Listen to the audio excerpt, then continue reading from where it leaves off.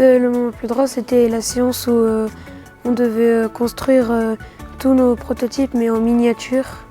Je pense que c'est pas vraiment drôle, mais celui que j'ai préféré, c'est aujourd'hui parce que en fait, tout le monde voulait dans notre groupe qu'il y ait des hamacs et au final, ce qui a été choisi, c'est notre bulle végétale, qu'on a passé beaucoup de temps dessus et du coup, je voulais vraiment que ce soit nous et je suis contente. Le moment que j'ai trouvé le plus drôle, c'est quand on a dû enregistrer nos voix dans les studios de radio. Quand on fera un petit peu visiter le dernier jour, que les parents ils vont pouvoir venir voir ce qu'on a fait. Quand ils flasheront un nuage de mots, il y a nos voix qui vont se déclencher, on va expliquer notre projet.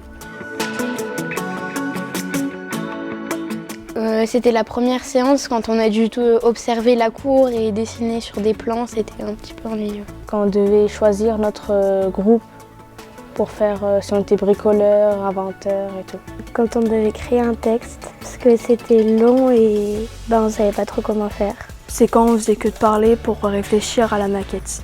Je me suis jamais ennuyée, sauf par rapport à la fin des séances. Quand on a dû faire les cartes du coup, sur les flux de circulation, le mobilier, etc.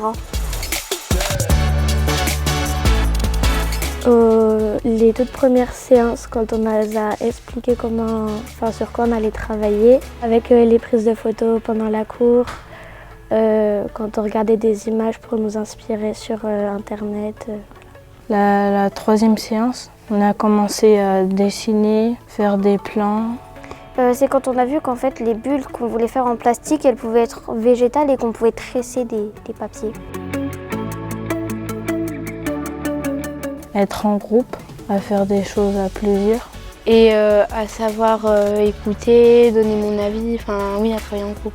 C'est pas toujours facile de se mettre d'accord sur un projet. Il faut faire des concessions. Le savoir-vivre, parce que vraiment c'est différent.